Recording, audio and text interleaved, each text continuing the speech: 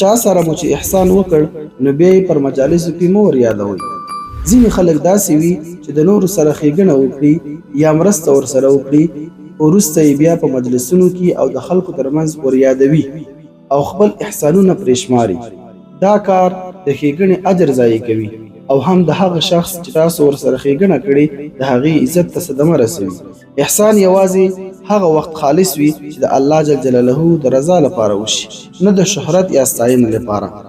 جناب نبی کریم صلی الله علیه وسلم په یو مبارک حدیث شریف کې د دریو کسانو یادونه کړې ده چې الله جل جلاله به ورسره د قیامت په ورځ خبرې ونه کړي.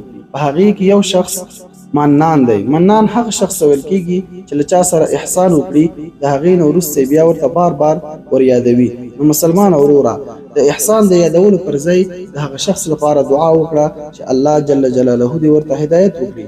هم به ستا نیکي پاتې شي، هم به درته ثواب درکړل شي او هم به ستا نیت پاک پاتې شي.